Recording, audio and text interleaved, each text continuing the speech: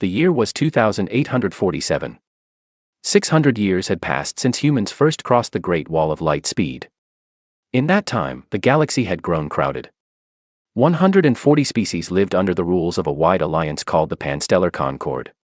Their meeting halls were carved into a ringed world named Veshtara Prime, where senators in long robes argued about trade, borders, and old treaties no one quite remembered signing. Humans were a quiet part of all this. They held only 9 star systems on the outer edge of the galaxy. Their ships were polite and small. Their voices in the Great Hall were soft. Most of the older species thought of humans as late arrivals, traders and farmers, never loud and never dangerous. The Velosians, who had ruled their corner of space for thousands of years, often joked that humans were like rabbits in a forest of wolves, busy, careful, and quick to hide. But deep in the dusty halls of the Concord archive, on a dim level few people visited, there was a piece of writing that did not match this view. It was carved in a dead language called Old Velic. Scholars had found the same line on 17 ruined walls, scattered across the whole galaxy. Some of those ruins were older than fire on Earth. The line was always the same. Do not provoke the third orbit world of the yellow star. Most species treated this as a story for children. A spooky tale from a forgotten age. Only one man took it seriously. His name was Daniel Park. He was 68 years old. He had spent his whole working life studying ruins, and he was sure, deep in his bones, that the warning was about Earth. He had said so in papers and at meetings for 30 years. He was politely ignored. He kept writing anyway.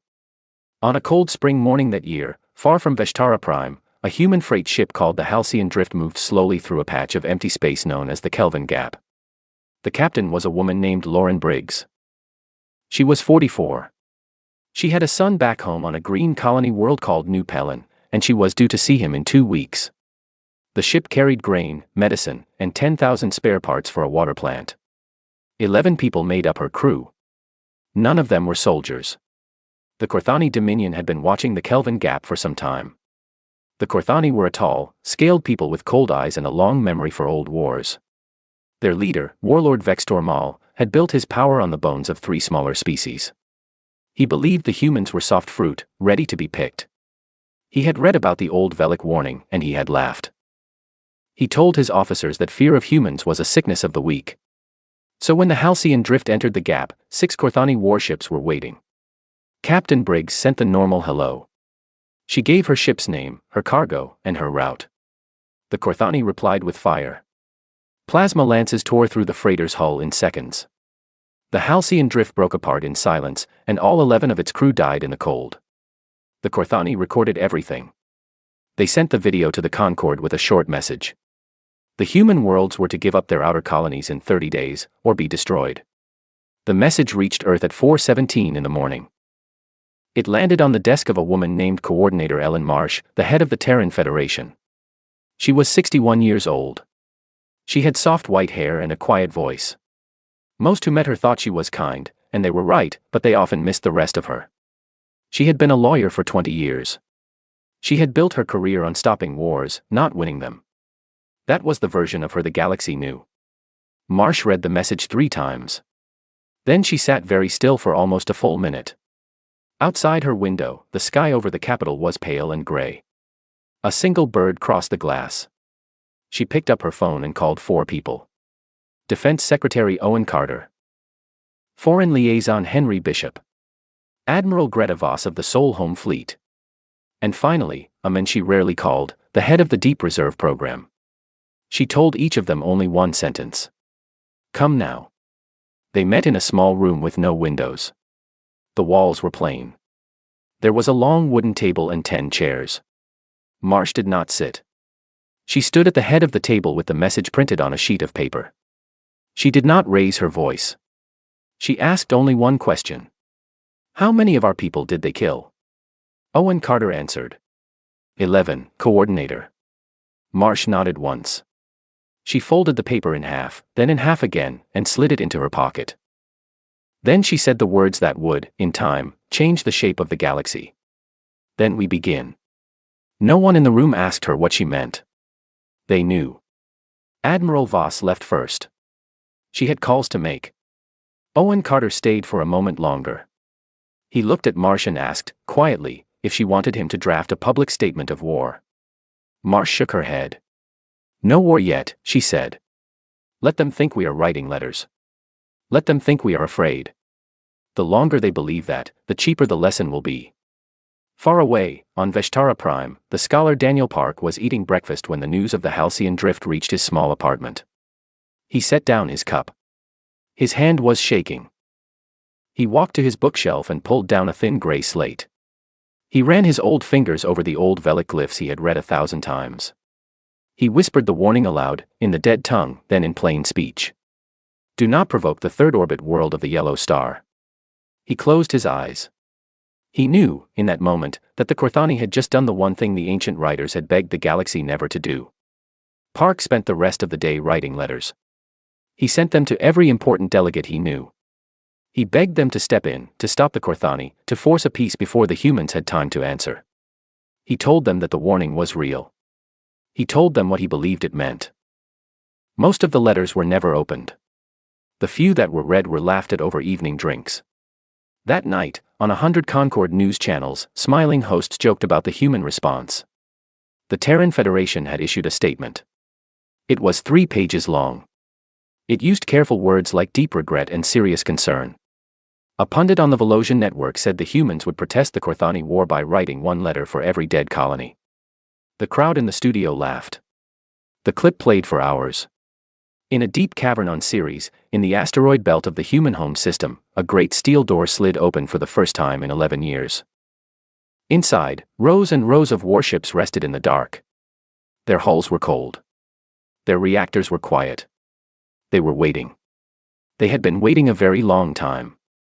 A single light came on above the door, and then another, and then 1,000 more, and the dark cavern began to glow. In the days after the Halcyon drift was destroyed, the galaxy saw exactly what it expected to see. The humans were polite. They were calm.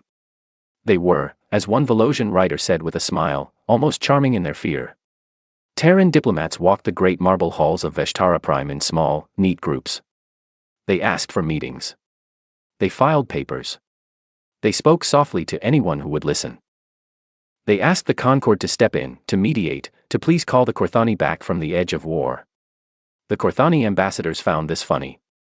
In the main assembly chamber, the chief Korthani envoy, a tall officer named Threshel Khan, stood up during a human speech and laughed out loud. He told the room that he could already smell the smoke from the burning human colonies. Some delegates frowned. Most simply looked away. A few even smiled. The Korthani were strong. The humans were not. That was the way of things. But under the polite surface, the human worlds were doing something the galaxy could not see. Every plan that Coordinator Ellen Marsh had set in motion on that gray morning was now moving forward, quietly, without speeches, without parades. Across all 9 human systems, sealed doors were opening. Old factories were waking up. Workers who had spent their lives building tractors and water pumps were being moved, gently and without panic, to other lines. Within 3 days, those same lines were turning out parts for guns, plates for armor, and shells for guns the public had never seen. This had not been built in a hurry. It had been waiting. For 400 years, since the day the Terran Federation was first formed, humans had kept a secret plan called Deep Reserve. It was simple in idea and huge in size. The visible human fleet, the few escort ships that the Concord saw at trade summits and joint patrols, was less than 4% of what humanity actually had. The rest, more than 96%, was hidden.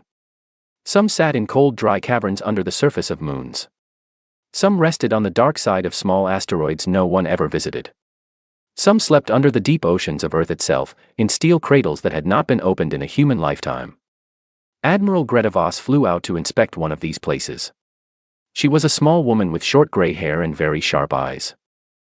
She had been in the Navy for 41 years, and she had been waiting, in her own quiet way, for this exact moment. Her aide on the trip was a young officer named Pete Granger. He was 26. He had read about Deep Reserve in his academy textbooks, in a chapter that was marked for senior officers only, but he had never seen it with his own eyes. The shuttle dropped them down through a long tunnel cut into the rock of Ceres. The tunnel went on for nearly 2 kilometers. When the doors finally opened, Pete Granger forgot to breathe. The cavern in front of him was so large that the far wall was lost in shadow. Row after row of warships rested in steel cradles, their hulls dark, their guns folded. They looked like sleeping animals, huge and patient and not at all friendly. Granger counted 90 ships in the first row alone, then stopped counting. There were too many rows. He turned to Admiral Voss. He asked, in a careful voice, if the rumors were true. He asked if humanity really had more warships in storage than the whole Panstellar Concord had in active service. Voss looked at him for a long moment. Her face did not change. Then she said, more than that. Considerably more. She walked past him down the steel walkway, her boots making small, calm sounds on the metal, and Pete Granger followed her into the cold blue light of the waking fleet. The same scene was playing in 19 other deep vaults across human space. Engineers in heavy suits were warming reactors, checking seals, loading shells, and running tests on guns that had not been fired since their grandfathers were young. None of it was rushed. None of it was loud. Each crew had a checklist that had been rehearsed twice a year, every year, for as long as anyone could remember. They had practiced this in their sleep. Now, at last, they were doing it for real. On Earth, Coordinator Marsh held one quiet meeting each evening. She did not allow speeches. She did not allow shouting. She asked simple questions and waited for simple answers. How many ships were ready? How many crews were trained? How many days until the first task force could move? She wrote nothing down. She kept everything in her head. When the meeting was over, she walked home alone through the soft rain. She watched the lights of the city. She thought about the 11 crew of the Halcyon Drift, and she counted them again by name. She had asked for the names on the first night. She did not want to forget them. At the same time, on Veshtara Prime, the scholar Daniel Park finally got the meeting he had been begging for. The inner council of the Concord agreed to hear him. He stood in front of 12 delegates from 12 different species. He set down his old gray slate and began to speak. He showed them the 17 ruined sites. He showed them the dating. The walls were 40 to 70,000 years older than the oldest human spaceflight. That meant the warning had been carved before humans had even learned to write. Someone, long ago, had met something on Earth. Whoever they met had taught the rest of the galaxy a lesson worth carving in stone, 17 times, across 17 worlds. The chamber was quiet for a moment when he finished. Then the Velosian delegate, a woman with pale skin and silver eyes, smiled gently. She called it a charming theory. She said it was the kind of story she had loved as a child. The Corthani observer, who had been allowed to sit in even though his people were now at war with humanity, was less kind. He said it was the sad noise of a dying species, trying to frighten its predators with fairy tales. There was a small ripple of laughter in the room. The chair thanked Park for his time. He was politely shown the door. Park walked back to his apartment in the deep evening. The streets of Veshtara Prime were full of bright signs and busy crowds. People were laughing and eating and arguing about small things. None of them knew. None of them had any idea. Park went up to his small room. He sat on his bed for a long time. Then he reached under it and pulled out a suitcase. He began to pack. He folded his shirts very carefully. He packed his data slate. He packed his oldest books. He did not pack much else. He had a feeling, deep and cold, that he would not be on Veshtara Prime when the truth arrived. He did not want to be there when it did. Back on Earth, Admiral Voss returned to her office near midnight. On her desk was a fresh report from the Deep Reserve. The first task force was ready. 340 warships. Crews fully briefed. Reactors warm. She read the report twice. Then she walked to the window and looked up at the night sky. Somewhere out there, the Corthani Dominion was still laughing. She allowed herself, for one short moment, a very small smile. Then she went back to her desk and started writing orders. 30 days passed. The ultimatum ran out. Warlord Vextor Mal did not wait 1 minute longer. He stood on the bridge of his command spire on the Corthani home world and gave the order he had been waiting weeks to give. The Crimson Phalanx, the proudest battle group in the whole Dominion Navy, was sent through the Kelvin Gap to take the human colony of New Pelin. 84 warships. Seasoned crews. Plasma lances that had broken 3 civilizations in the last 40 years. Vextor Mal expected the campaign to be over in a single afternoon. The lead captain of the Phalanx was an old officer named Threshold Vorn. He was a careful man, more careful than most Korthani admitted to being. He had been at war for most of his life. He had seen many worlds fall, and he had learned to read the silence before a battle the way other people read the weather. As his fleet dropped out of subspace near New Pelin, that silence was the first thing he noticed. It was wrong. It was too clean. New Pelin was a green and quiet world, the third planet of a small yellow star. By the rules of any sane war, its sky should have been busy. Civilian freighters running for safety. Militia ships forming a desperate line. Panic broadcasts on every band. There should have been noise. There should have been fear. Instead, the orbital lanes were empty. The communication satellites were dark. The whole planet sat below them, green and round and silent, as if it had been holding its breath for them to arrive. Threshold Vorn frowned on the bridge of his flagship. He ordered his sensors recalibrated. He ordered a wide passive sweep. He ordered the wedge formation to slow. His second-in-command asked him why. Vorn did not answer at first. He simply stared at the screen. Then he said, in a low voice, that the silence was the wrong shape. It was not the silence of fear. It was the silence of a trap that had already been set, long before they had arrived. He gave a single order. Full battle alert. Shields to maximum. The order came too late. From within the bright rings of New Pelin's outer gas giant, 340 human warships slid out of the cold and into real space. They did not arrive in a panicked rush. They did not arrive in a desperate line.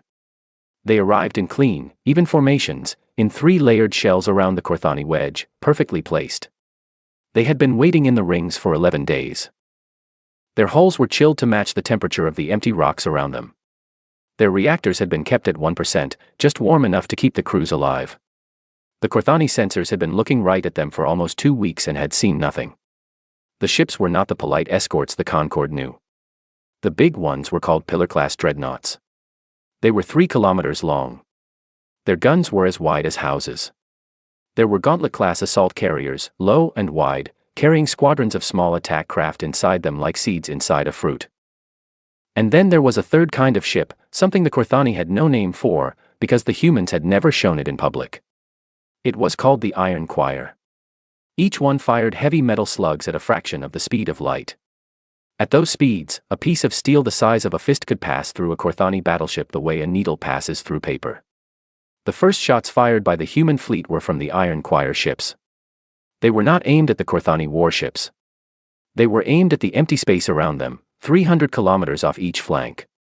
A wall of small metal slugs appeared in space, moving so fast that the Korthani sensors could barely register them. Threshold Vorn understood, in the last clear moment of his life, what this meant. The humans were not blocking the Korthani retreat. They were politely showing the Korthani where the retreat would not be. They were drawing a fence around the wedge. Then the real guns opened up. Korthani plasma lances had once been the most feared weapons in the Rim Ward Arm. They had a long range and a hot, hungry fire. They could melt through standard shields in 2 or 3 hits. But the Pillar-class dreadnoughts did not have standard shields. Their armor was layered with a metal compound the humans had invented in secret 70 years ago. It absorbed plasma the way dry ground absorbs rain. The Korthani fired their lances. The lances struck the human hulls. The human hulls did not melt. They glowed for a moment, and then they cooled, and then the human guns fired back. The battle lasted 3 minutes and 40 seconds. Captain Threshold Vorn watched the Crimson Phalanx, the great fleet that had served the Dominion in 12 campaigns and never lost a single one, come apart on his tactical display. Ships that had taken decades to build vanished from his screen in pairs and in fours. There were no shouted orders left to give. The wedge had no flanks to defend. The escape lanes had been politely sealed by walls of relativistic metal. His own flagship, the Throne of Maul, was the very last one to die. As the lights on his bridge flickered and the air grew thin, he opened a tight beam channel to Vextor Maul back on the Korthani homeworld. He had time for one sentence. He kept it short. He owed the Dominion the truth. He said, the old warnings were not folklore. Run. Then his ship broke apart, and the channel went silent. On the bridge of the human flagship, Admiral Greta Voss watched the last Korthani signal fade. She did not smile. She did not raise her voice. She simply turned to her communications officer and said, "Send a clean copy of the recording to the Concorde observation buoy. Do not destroy the buoy. Let them watch." The officer nodded and tapped a single key. Across the cold space around New Palin, a small Concorde buoy that the humans had carefully left in place began to broadcast the full footage of the battle, with no edits and no commentary, on every major galactic relay band. On Vestara Prime, in the high chamber of the Inner Council, 12 delegates from 12 species watched the footage in complete silence. The Velosian delegate, the same woman who had called Daniel Park's theory charming, did not blink for nearly a full minute. When the last Korthani ship vanished from the screen, she leaned forward in her chair and asked the recording officer, in a small voice, to repeat the casualty count. The officer cleared his throat. 84 Korthani warships destroyed, he said. Human ships lost, 0. Human casualties, 0. Not low, he added quietly. 0. No one in the chamber spoke for almost 5 minutes. Far away, on a small civilian freighter halfway to a rim colony called Tesson's Reach, Daniel Park watched the same footage on his old data slate. His suitcase sat at his feet. The freighter's engines hummed under his chair. When the last Korthani ship died on the screen, he closed his eyes. He did not feel happy. He felt very tired. He felt, more than anything else, sad. The galaxy had been warned, in 17 different places, by people who were now dust. The galaxy had laughed. And now the galaxy was going to learn, in this slow and quiet century, exactly what the warning had been trying to save it from. Daniel Park allowed himself one small, sad smile. Then he closed his slate, leaned back in his seat, and tried to sleep. Warlord Vextor Maul received the last message from Captain Threshelvorn at 8:15 in the morning. He was in his great command spire, on the high floor that looked out over the smoking factories of the Korthani home world. He listened to the short, final words. The old warnings were not folklore. Run. Then he listened to the silence that came after. He stood very still for a long time. He did not speak. He did not breathe in or out very deeply. The young officer who had brought him the message backed slowly out of the room. Vextor Maul was a proud man. He had built his power on victory, and a man like him cannot easily turn away from a loss. So he did what wounded leaders have always done, on every world and every age. He doubled down. He walked out onto the high balcony of the spire and gave a speech to the gathered city below.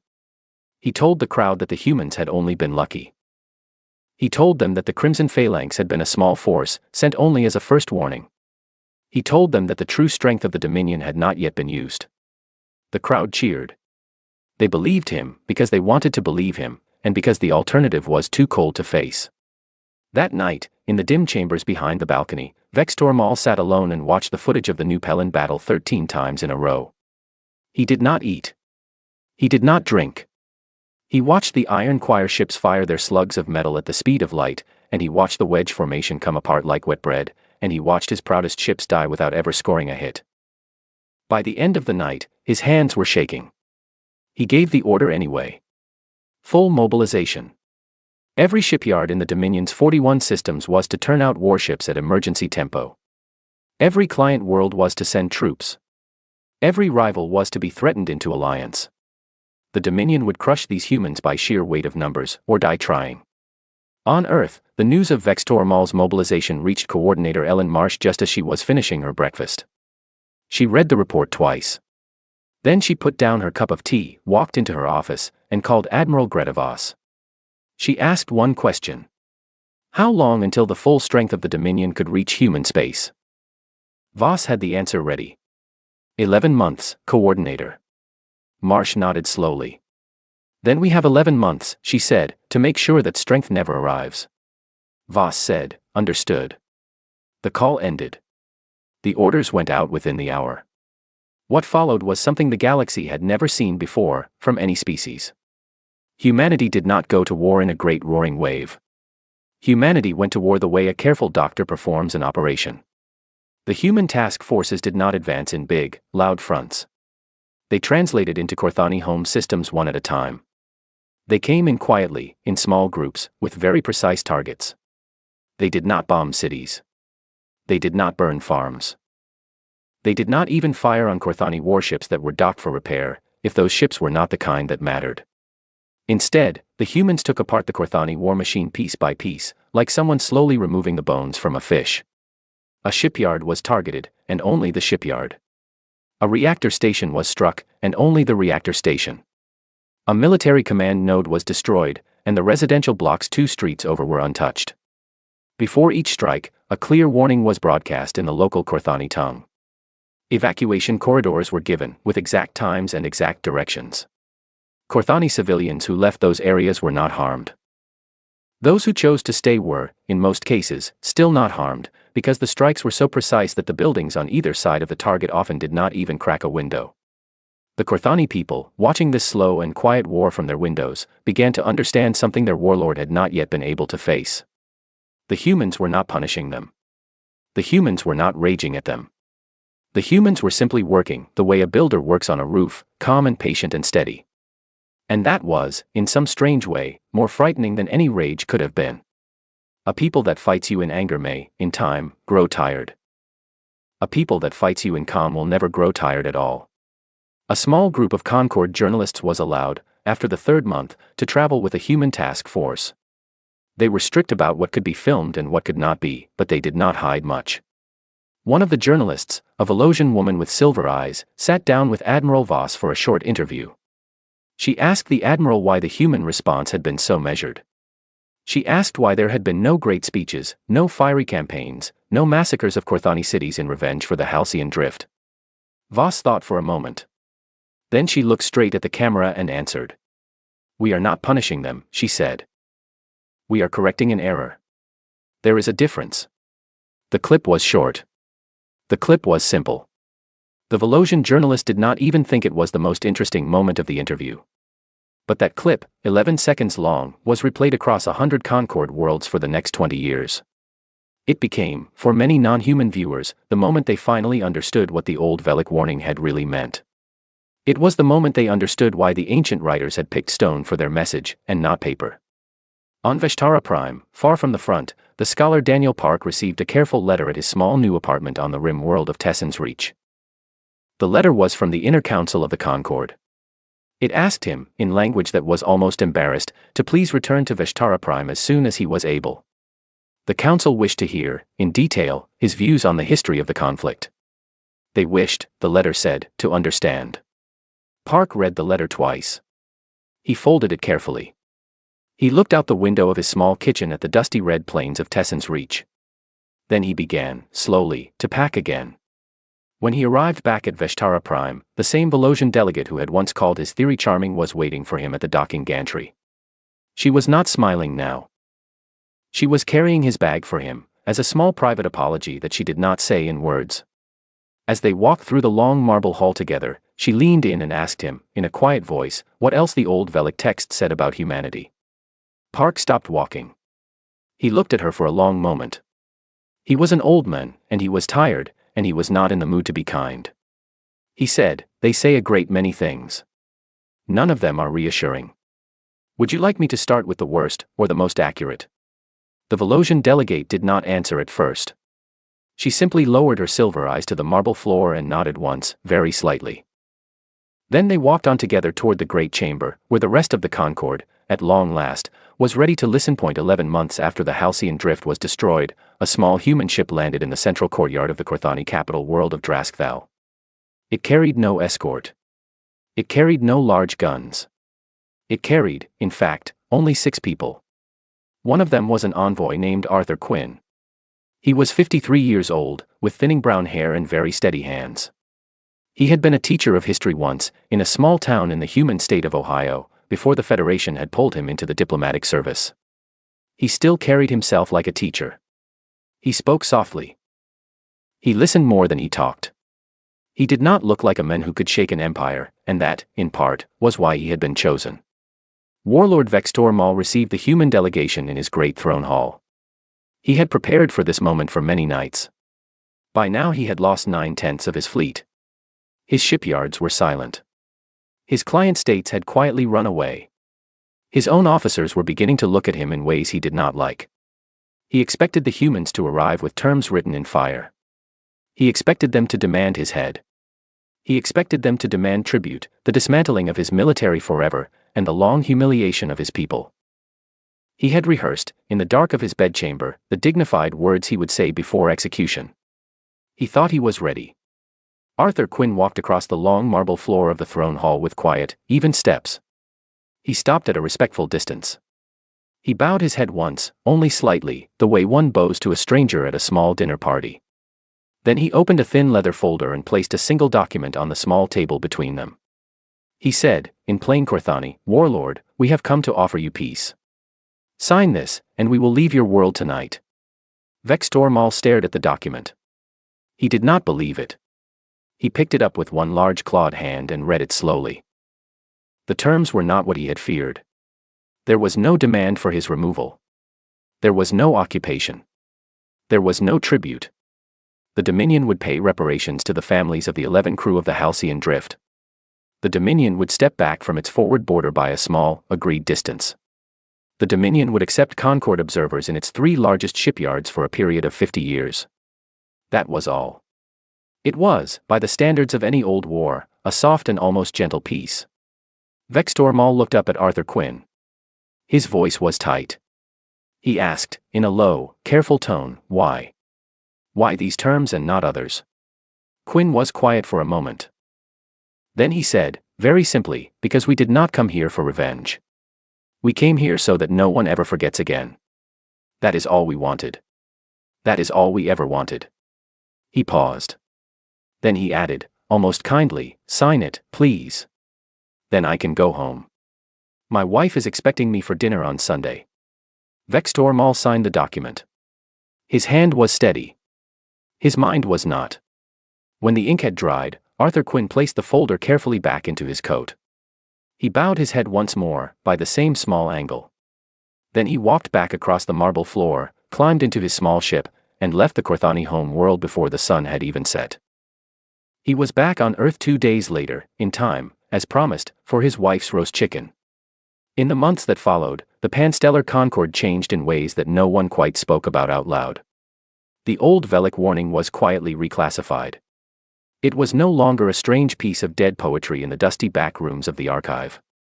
It was now an active rule of diplomacy. Every new ambassador to the human worlds was given a copy of the warning on the day they were sworn in. Trade agreements that had once been written with sharp clauses against humanity were quietly rewritten with softer ones. Border disputes near human space, which had once dragged on for years, were now settled in a matter of weeks, and almost always in humanity's favor. No one said why. No one needed to. In Concord meetings, when a human ambassador entered the room, conversations would pause for a half-second longer than was strictly polite. Seats near the human delegations were the first to be filled, by species that wished to be seen as friends. Species that had once joked about humans no longer made those jokes, not because anyone had told them to stop, but because the jokes had stopped being funny. There was a new quiet around the human worlds. It was the quiet of a forest that had remembered, after a long sleep, that wolves do live in it after all. Daniel Park, the old scholar who had spent his whole life arguing for a theory that no one had wanted to hear, was given a permanent chair at the Concord Archive. His former critics now sent him polite letters asking for private meetings. He wrote a long book in his last years. It became required reading at every diplomatic academy in the galaxy. The title of the book was borrowed from a sentence that Admiral Greta Voss had once said in a closed meeting and that had somehow leaked out. The sentence was carved, years later, into the cornerstone of the rebuilt Concord Assembly Hall, where every delegate had to pass it on their way to work each morning. The sentence was this: "They are not a sleeping species. They are a patient one." The story ends on Earth, on a small wooden porch on the coast of the state of Oregon. Ellen Marsh, who had been coordinator of the Terran Federation during the war, was now 73 years old. She was retired. She lived in a small wooden house above the gray ocean. Her hair was fully white now. Her hands were thin. On a soft summer evening, she sat in a wooden chair on her porch with a cup of tea in her lap. Beside her, on a second smaller chair, sat her granddaughter. The girl was 9 years old. Her name was Lucy. Lucy had a school tablet on her knees. She was reading a short history of the Korthani War for her class. She read in silence for a while. Then she looked up at her grandmother. She asked, with the simple honesty of children, why the other species in the galaxy had been so surprised that humans could fight. Hadn't they known? Hadn't somebody told them? Ellen Marsh took a slow sip of her tea. She did not answer right away. She looked out at the gray waves moving against the rocks below the porch. The waves had moved that way for 4 billion years. They had moved that way when dinosaurs walked. They had moved that way when the old Velic visitors, whoever they had been, had first come to Earth in some forgotten age and decided, for reasons no one alive would ever know, to carve a warning on 17 distant walls across the night sky.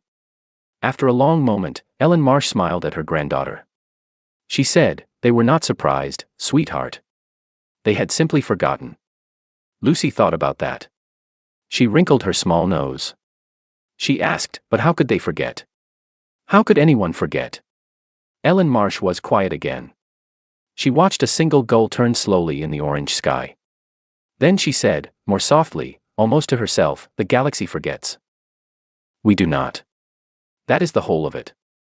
Lucy thought about that for a while. Then she set down her tablet, climbed into her grandmother's lap, and watched the gray ocean with her until the sun, far across the curve of the old quiet Earth, finally went down.